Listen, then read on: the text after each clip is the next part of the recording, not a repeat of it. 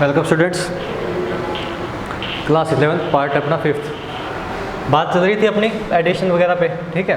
आज पढ़ने जा रहे हैं जो अपना पार्ट है वो है रेजोल्यूशन ऑफ फैक्टर। इम्पोर्टेंट चीज़ है थोड़ी, ठीक है, समझने वाली चीज़ है, समझने के नज़रिए से सबसे बढ़िया चीज़ है। देखो क्या है कि अपन ने अभी तक क्या देखा है कि दो वेक्टर को ऐड करके एक तीसरा वेक्टर बनाया जा सकता है, ठीक है। अभी क्या टर्म यूज़ कर रहे हैं कि एडिशन वाला और सब्ट्रैक्शन वाला कर सकते हैं, यानी दो वेक्टर्स को ऐड करने से और या दो वेक्टर को सब्ट्रैक्ट करने से एक नया वेक्टर अपने को मिल सकता है। तो क्या करें, इसका रिवर्स पाथ हो सकता है क्या, इसको रिवर्सेबल सिस्टम बना सकते हैं क्या, कि यानी एक वेक्टर को दो वेक्टर से बना हुआ मान सकते हैं क्या, यानी एक वेक्टर को दो वेक्टर्स में सब्स्टिट्यूट कर सकते हैं। सीधी बात कहा जाए तो कि एक वेक्टर को दो वेक्टर में तोड़ सकते हैं क्या, उसके कंपोनेंट में तोड़ सकते हैं क्या। अगर तोड़ सकते हैं तो उस चीज़ को नाम दिया उन्होंने रिजोल्यूशन, ठीक है।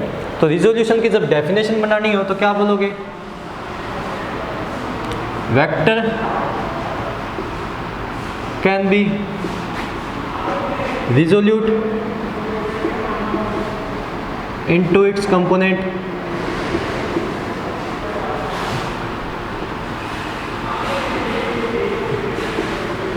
with respect to a particular coordinate system. एक कोऑर्डिनेट सिस्टम को बेस मान के अपन किसी वेक्टर को उसके कंपोनेंट में तोड़ सकते हैं, ठीक है। रिजोल्यूट करने का मतलब उसको तोड़ना, ठीक है। जैसे अपने पास एक वेक्टर दिया है भी, ये वेक्टर क्या दे दिया, ए वेक्टर। अब इस वेक्टर की अपने को क्या पता है, एक तो ये वेक्टर पता है, ठीक है। अगर इसको ग्राफ में शो करेंगे तो अपने को इसका क्या पता चल जाएगा, अगर इसको ग्राफ में शो करें तो अपने पास सिर्फ ए वेक्टर दिया हुआ है। अगर इसको एक ग्राफ के ओरिजिन पे रखा जाए, ठीक है, और ये एंगल थीटा बने तो अपने पास दो चीज़ें आ जाती है, क्या, एक तो ए वेक्टर, ठीक है, दूसरा उसकी डायरेक्शन थीटा के हिसाब से, ठीक है, थीटा के हिसाब से। अपने पास इसको डिस्क्राइब करने के लिए कितनी चीज़ें हैं, एक तो ए वेक्टर और एक थीटा वेक्टर, एक ए वेक्टर और एक थीटा। रिजोल्यूट का मतलब होता है कि अगर इसको ग्राफिकल रिप्रेजेंट किया जाए, ठीक है,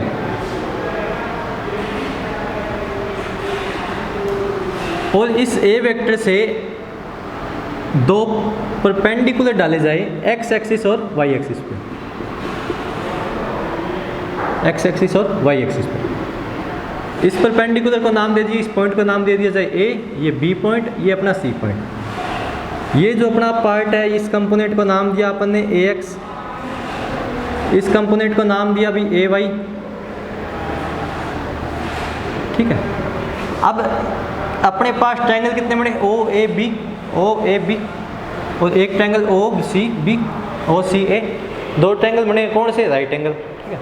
अब राइट एंगल ट्रायंगल जब लॉ लगाया जाए तो इसमें आप सीधा सीधा देख रहे हो कि जो ए वेक्टर है वो किससे मिलके बना हुआ माना जाएगा, A x plus A Y से मिलके बना हुआ माना जाएगा। मैग्नीट्यूड की बात करें, ठीक है, नहीं अभी सीधी बात करें, ए वेक्टर है वो किस किस से मिलके बना है, ए एक्स और ए वाई से मिलके बना है ट्रायंगल लॉ के अकॉर्डिंग। अगर ट्रायंगल लॉ आपने पढ़ा हो तो ट्रायंगल लॉ ये कहता है अगर दो वेक्टर किसी ट्रायंगल की दूसरी साइड को रिप्रेजेंट करें तो तीसरा वेक्टर उनका रिजल्टेंट होता है। अगर पीछे वाले लेक्चर आप देख के आए हो, ठीक है, A x plus A Y से, ठीक है। ए एक्स की जो वैल्यू है वो कितनी होगी भी, अब यहाँ पे सबसे जो मेन चीज़ है वो ए एक्स की वैल्यू और ए वाई की वैल्यू फाइंड आउट करना है। ए एक्स की वैल्यू, दो ट्रायंगल आपके पास, एक बार ट्रायंगल ले लो ओ ए बी, इसके अंदर ए एक्स की वैल्यू क्या आएगी भी, या जो अपनी साइड लें ओ बी की वैल्यू कितनी आई भी, कितनी आ रही है, ए एक्स कोस थीटा, ठीक है। इसकी वैल्यू कितनी आई, A x cos theta, O B की आई या नहीं आई, आ गई। दूसरी की बात करें ए बी आपका आता है ए वाई साइन थीटा,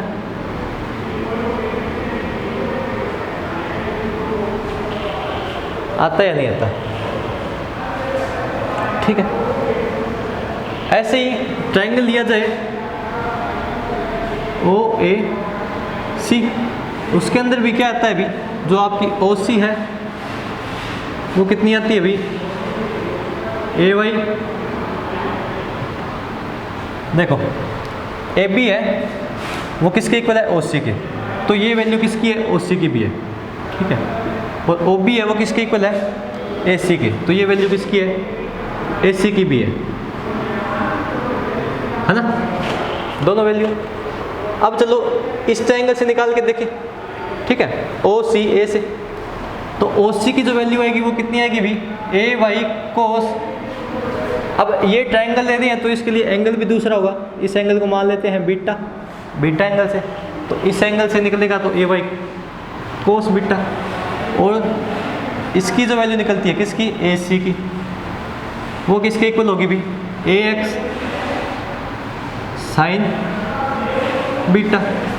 अब आपके पास दो चीज़ें देख रहे हो, ओ बी की वैल्यू कोस में और साइन में, एंगल चेंज होके, ठीक है, ओ बी और ए सी एक ही चीज़ है ना, तो आप देख रहे हो कि अपन दोनों चीज़ों की, दोनों क्या है, पैरेलल चीज़ें हैं, पैरेलल चीज़ है, स्क्वायर अपना, ठीक है, उन दोनों साइड को आप कोस में भी ले सकते हो और साइन में भी ले सकते हो।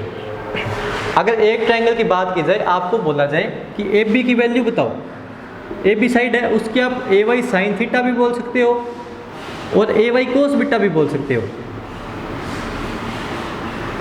है ना, ए वाई कोस बीटा भी बोल सकते हो।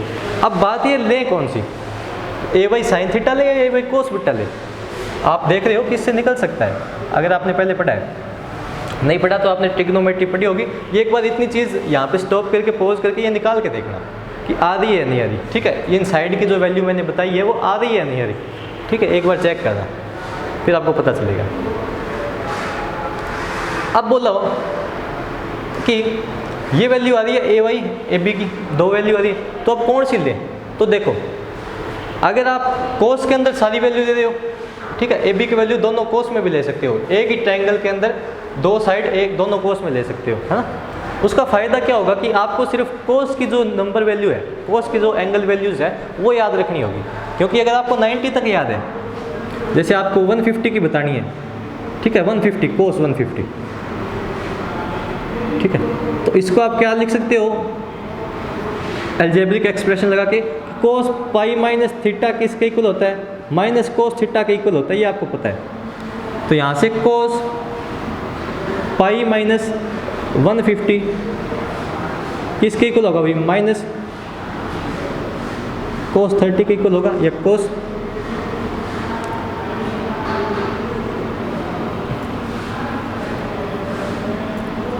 कोस 150 को आप क्या लिख सकते हो,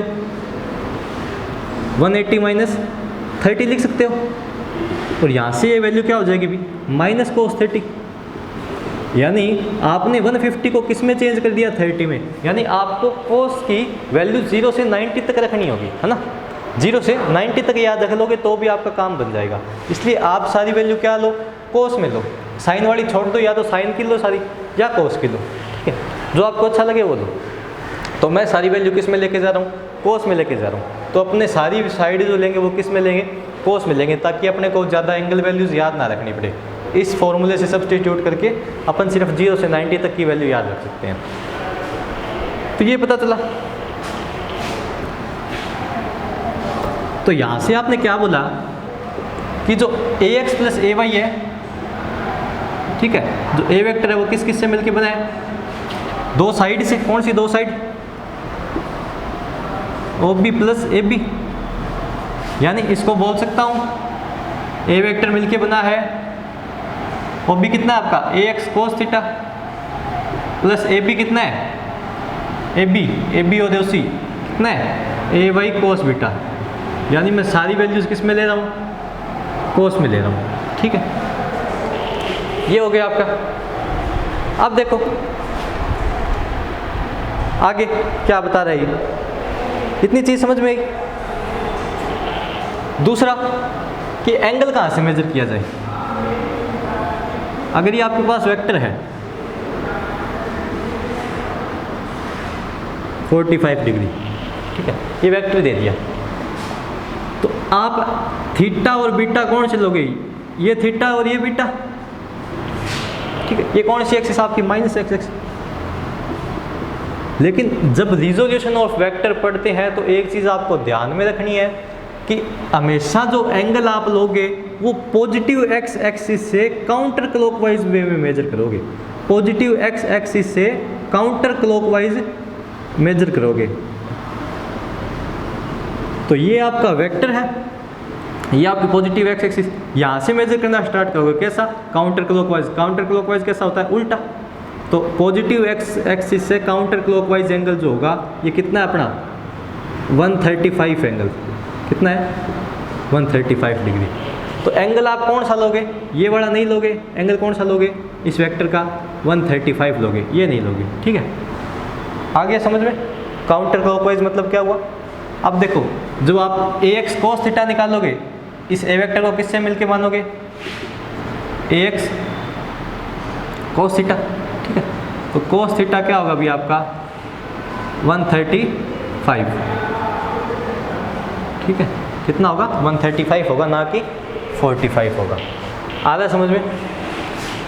आगे देखो,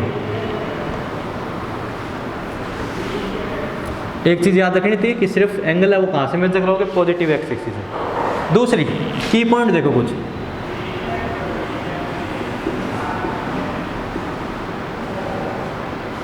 एक वेक्टर को कई सारे कंपोनेंट में डिवाइड किया जा सकता है एक अच्छा सा कोऑर्डिनेट सिस्टम लेके। पहली बात क्या है? वेक्टर है वो कई सारे कंपोनेंट में डिवाइड हो सकता है, मैनी कंपोनेंट्स में। एक कंपोनेंट में, एक वेक्टर को दो कंपोनेंट में डिवाइड किया तो वो दो आगे दो में हो सकते हैं, कोई दिक्कत नहीं है, हो सकता है। ठीक है, जब वेक्टर डिवाइड किया है तो जो आपको कंपोनेंट मिले हैं वो एक बार स्केलर की तरह बिहेव करते हैं और उनके साथ एक एल्जेब्रिक साइन लगा होता है। देखो क्या कहना चाहता है। अब जब आपने इनको डिवाइड किया, ए को किस किस में डिवाइड किया? ax cos थीटा में और ay cos बीटा में, दो कंपोनेंट बन गए। इन दो कंपोनेंट में कहीं पे आपको डायरेक्शन दिख रही है क्या? नहीं दिख रही। यानी ये सिर्फ क्या बता रहे हैं? ए का मैग्नीट्यूड बता रहे हैं।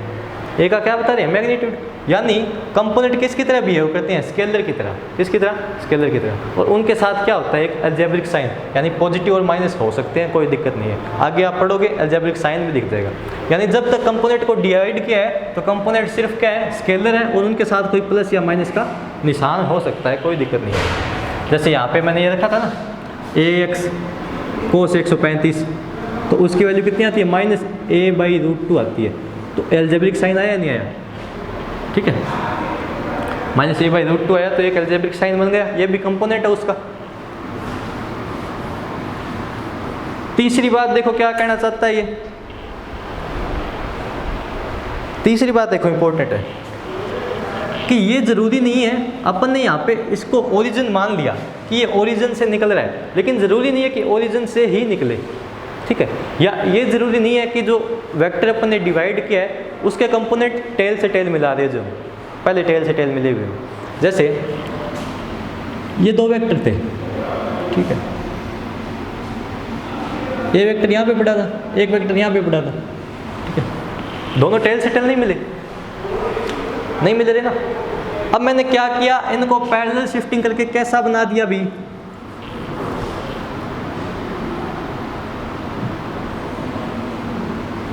ये ए वेक्टर इस साइड लिया है, ये बी वेक्टर इस साइड लिया है, और इसका रिजोल्यूशन कहाँ निकलेगा? इस साइड, जिसको मान लेता हूँ आर, इसका रिजल्टेंट यहाँ निकलेगा। यानी आर जो है वो मिलके किससे बना है? ए प्लस बी से। लेकिन ये ज़रूरी नहीं है कि जो ए और बी जो इसके कंपोनेंट है वो शुरू में टेल से टेल मिले हुए हों या एक ओरिजिन से निकल रहे हो। ठीक है, ये एक ओरिजिन के ऊपर हो, ये ज़रूरी नहीं है। ठीक है, कहीं पे भी हो सकते हैं, उसको आप ओरिजिन मान लेते हो अपनी कैलकुलेशन के लिए, वो अलग बात है। ठीक है, तो ये होता है आपका रिजोल्यूशन। आगे देखो कि रिजोल्यूट कर दिया, डिवाइड भी कर दिया। अब जिन को आपने रिजोल्यूट किया है उसका मैग्नीट्यूड और डायरेक्शन की बात करते हैं। क्या करते हैं? उनके मैग्नीट्यूड और डायरेक्शन की बात करते हैं। ठीक है, यही सिस्टम वापस ले।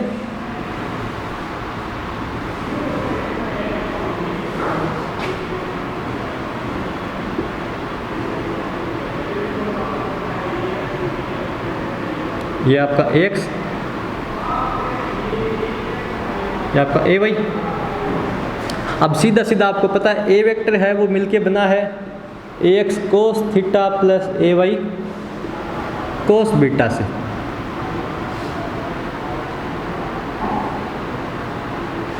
यानी ए वेक्टर का मैग्नीट्यूड निकालना चाहूँ तो कैसा बनेगा भाई? ए वेक्टर का मैग्नीट्यूड क्या होगा? यहाँ पे आपको क्या दिख रहा है मैग्नीट्यूड में? ए एक्स है वो किस किस से मिलके बना है? A x cos theta, A x से मिलके बना और ए वाई से।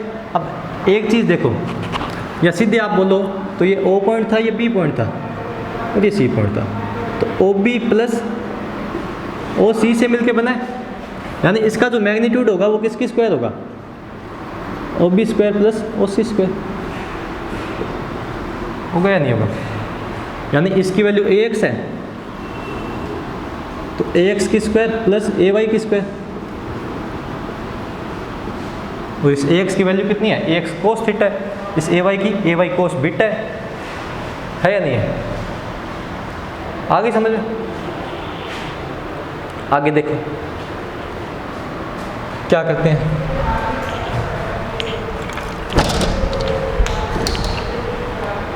ए वाई कोस बीटा, ये क्या आ गया अभी उसका ए वेक्टर का magnitude.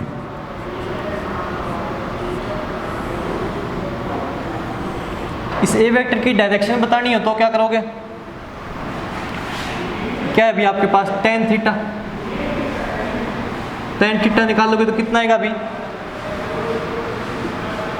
Length perpendicular upon base, यानी ए वाई अपॉन ए एक्स। ये आपका क्या गया?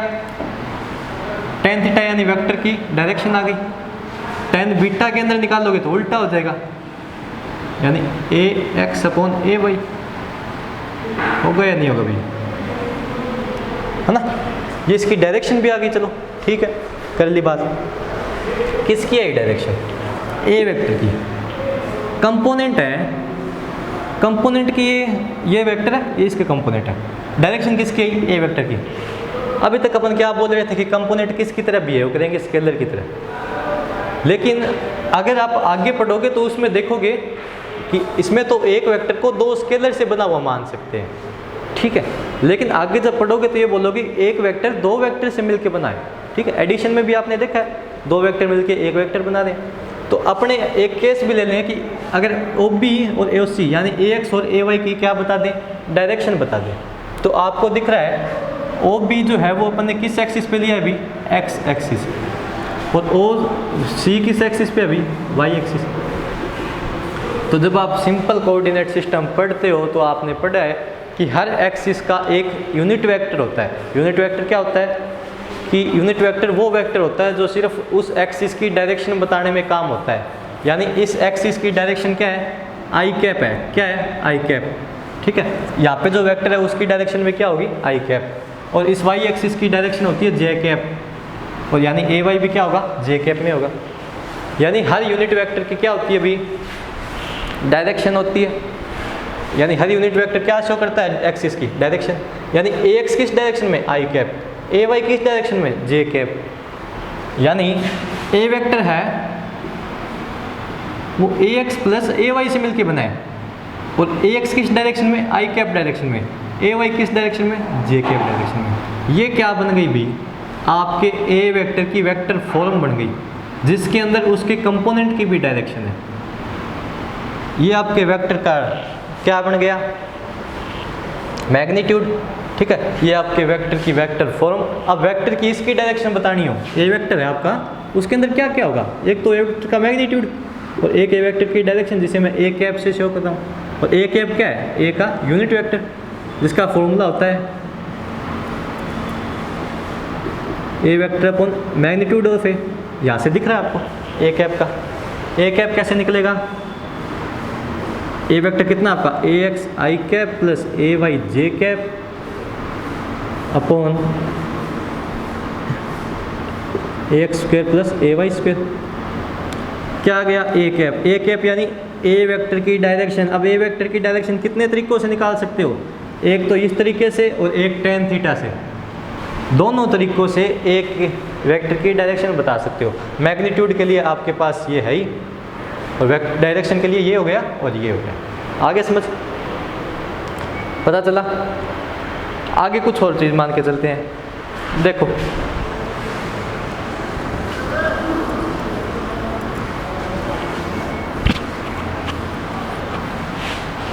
अगर मान लो कोई एक वेक्टर दो वेक्टर से मिलके बना है, यानी एक आर वेक्टर है वो क्या अभी ए प्लस बी से मिलके बना है, यानी ए वेक्टर में भी कुछ एक्स कंपोनेंट होगा और बी में भी कुछ एक्स कंपोनेंट होगा, दोनों में एक्स और वाई कंपोनेंट होंगे।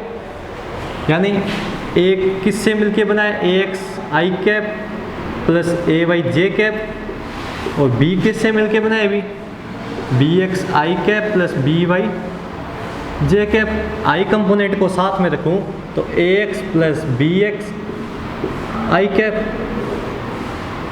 प्लस वाई कंपोनेंट को साथ में रखूं यानी जे कैप वालों को साथ में रखूं तो बी वाई जे कैप। किसकी वैल्यू आई बी, आर वेक्टर की। आर वेक्टर कैसे बनेगा, R X I cap plus R Y J cap. अब इसको और इसको कंपैरिजन करके देखा जाए तो आर एक्स की जगह कौन है, A x plus B x, A x plus B x. R y की जगह कौन है, A y plus B y. जब इसका क्या निकाला जाए, मैग्नीट्यूड निकाला जाए आर वेक्टर का, कैसे निकलेगा, आर एक्स की स्क्वायर प्लस आर वाई की स्क्वायर, यानी ए एक्स प्लस बी एक्स की स्क्वायर प्लस ए वाई प्लस बी वाई की स्क्वायर। क्या पता चला, इतना देख लिया एक बार। इसे पता क्या चला कि जो दो वेक्टर से मिलके बना होगा, अगर एक वेक्टर दो वेक्टर से मिलके बना हुआ है, ठीक है, और उसका मैग्नीट्यूड निकालना है आपको, ठीक है, तो क्या करो, इन दोनों वेक्टर के एक्स कंपोनेंट जोड़ दो और इन दोनों के वाई कंपोनेंट आपस में जोड़ दो, तो ठीक है, वो क्या बता देंगे, आर के एक्स और वाई कंपोनेंट बता देंगे। आगे समझ। तीन का होगा, जैसे एक्स वाई जेड तीन वेक्टर है, मतलब ए के अंदर तीन कोऑर्डिनेट है एक्स वाई जेड, तो क्या हो जाएगा, A x plus B x plus में क्या जुड़ जाएगा, A x plus B x, A y plus B y, और A z plus B z के कैप और जुड़ जाएगा, तीन के लिए जब होगा। आ रहा है समझ। आगे करें, ये आगे आर वेक्टर, ठीक है, जब दो वेक्टर से मिलके बनाओ, आर वेक्टर का जब निकालना हो तो कैसे मिलेगा, एक्स कंपोनेंट को जोड़ दो और वाई कंपोनेंट को जोड़ दो। चलो आगे करते हैं, आगे एक क्वेश्चन देखते हैं।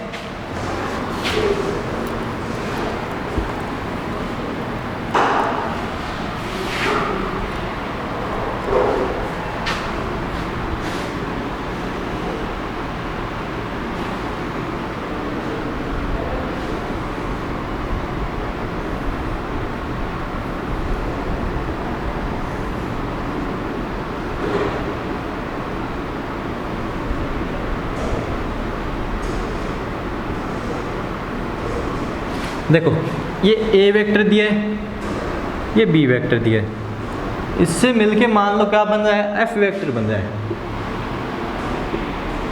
ए वेक्टर प्लस बी वेक्टर से बन के, ठीक है।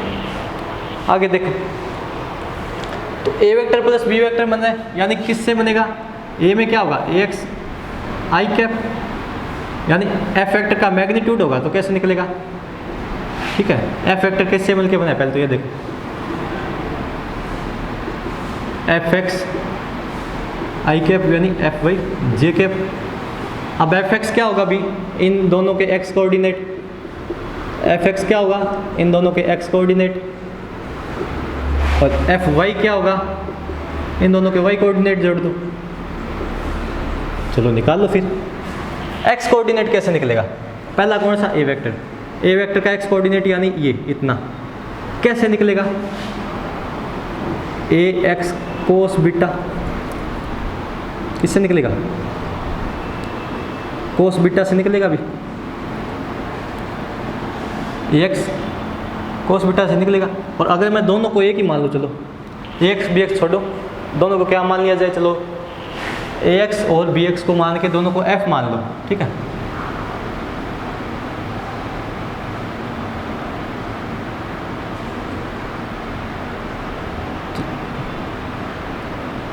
ये आपका एक्स है, ये भी एक्स है। एक बार रुको देखो, ये क्या आपका हो गया, इसमें देखो कैसे निकलेगा, कितना है, ये कैसे निकलेगा, a cos 30 से निकलेगा, ax cos 30 से, ax cos 30 से। bx कैसे निकलेगा, b इसका x, b x cos 60 से। ay कैसे निकलेगा, ay के लिए मान लो ये दूसरा एंगल है, कितना होगा 60, ठीक है। ay क्या होगा अभी, ये इसको cos की फॉर्म में लिखेंगे तो क्या हो जाएगा, ay cos 60, जो आपने पीछे पढ़ा है उसको रिपीट नहीं करना।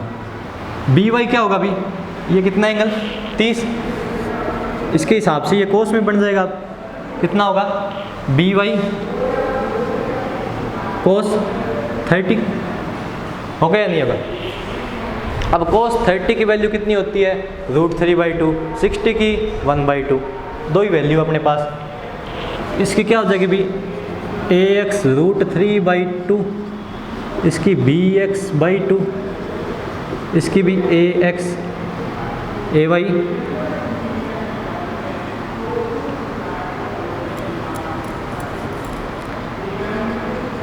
ax कितना होगा भी, √3/2 प्लस bx/2, यहाँ पे भी ay/2 और यहाँ पे by √3/2। अब वो बोल रहा है ax bx सभी को क्या मान लो, एक मान लो, क्या मान लो सभी को, एक मानोगे। ax bx सारे क्या है, इक्वल वेक्टर है, दोनों क्या है, इक्वल वेक्टर है। बोल रहा है कि a और b दोनों क्या है, इक्वल वेक्टर है, यानी इनके x कोऑर्डिनेट भी एक जैसे होंगे और y कोऑर्डिनेट भी एक जैसे होंगे, होंगे या नहीं होंगे। तो इन दोनों को क्या मान लूँ भी मैं, f मान लूँ, ठीक है। f की बात करें तो f ही मान लेते हैं। तो ये कितना होगा अभी, ये क्या है उसके x कोऑर्डिनेट और ये क्या है अभी उसके y कोऑर्डिनेट। तो x कोऑर्डिनेट कितना निकलेगा, f √3/2 plus f/2 plus f/2 plus f √3/2। आया समझ में, कितना आ जाएगा अभी टोटल, एक तो पूरा f, एक f √3 है ना, ये क्या आ गई भी आपकी वैल्यू आ गई किसकी, fx के मैग्नीट्यूड की, fx के टोटल की। अब इसका मैग्नीट्यूड निकालोगे तो इसकी स्क्वायर प्लस इसकी स्क्वायर, यानी f का मैग्नीट्यूड निकालोगे तो f की स्क्वायर प्लस f √3 की स्क्वायर। यहाँ पे नीचे नहीं दिख रहा आपको तो एक बार सॉल्व कर लेना इसको, ठीक है, यहाँ तक दिख रहा होगा। तो कितना आ जाएगा अभी, f² प्लस 3f² होगा या नहीं, यानी 4f², यानी 2f क्या आ जाएगी भी, मैग्नीट्यूड आ जाएगा, ठीक है। ये क्या था अपना क्वेश्चन था, इजी था। अब 2 मिनट रही है, मैं कुछ और समझा देता हूँ। अब लास्ट में आता है कार्टेशियन कोऑर्डिनेट सिस्टम चूज करना।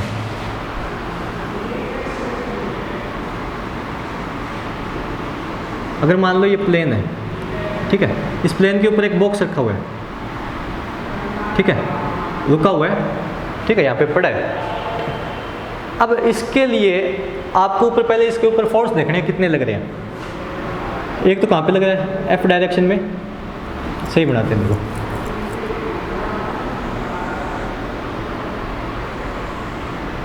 एक तो ये इसके ऊपर क्या है, बॉक्स पड़ा है, इसके ऊपर फोर्स कितना लग रहा है देखो। एक तो एक बार टिका हुआ है, रेस्ट के ऊपर है, किसके ऊपर है, रेस्ट के ऊपर, ठीक है।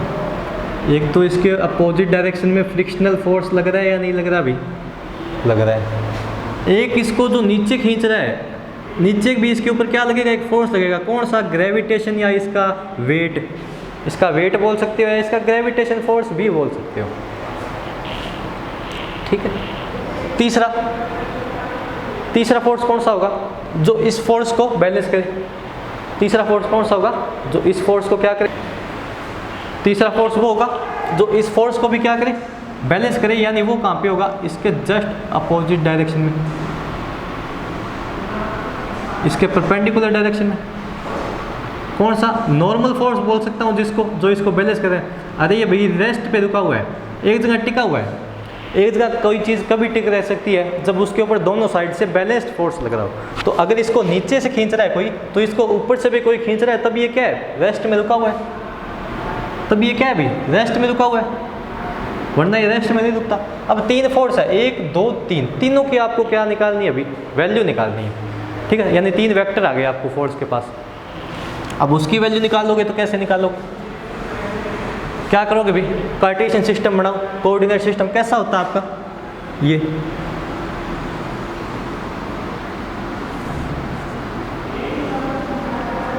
अब ये सिस्टम जब यहाँ पे ला के रख रहे हो तो आप देख रहे हो कि mg तो नीचे है, ठीक है, ये कहाँ जा रहा है अभी, ये थोड़ा यहाँ पे जा रहा है शायद f, ठीक है, और ये n कहाँ पे जा रहा है, यहाँ पे, है ना। ये दोनों परपेंडिकुलर आपस में, ठीक है, ये दोनों क्या है, 90 पे है। तो आप देख रहे हो कि भी ये एक जो फोर्स है वो इसकी एक्सिस पे आ रहा है। बाकी इन दोनों फोर्स का क्या है भी, रिजोल्यूट करना पड़ेगा। दोनों फोर्स को क्या करना पड़ेगा, रिजोल्यूट करना पड़ेगा। इसको भी कंपोनेंट में डिवाइड करके निकालना पड़ेगा, इसको भी कंपोनेंट में डिवाइड करके निकालना पड़ेगा। यानी अपने कार्टेशियन सिस्टम से 2 फोर्स को रिजोल्यूट करना पड़ रहा है। लेकिन क्या किया जाए कि इस कार्टेशियन सिस्टम को इसके अकॉर्डिंग रख दिया जाए। जैसे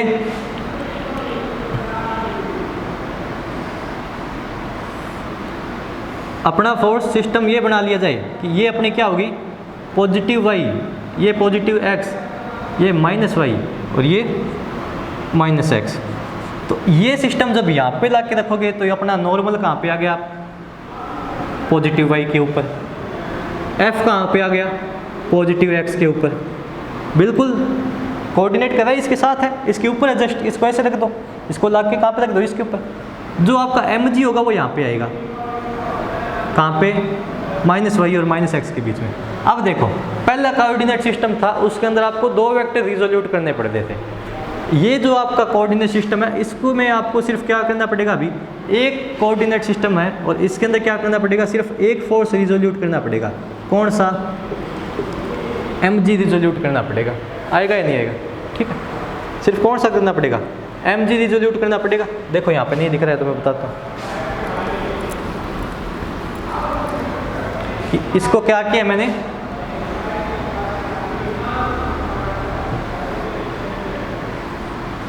इस तरह किया तो यहाँ पे अपनी पॉजिटिव y, ये पॉजिटिव x, माइनस y और माइनस x।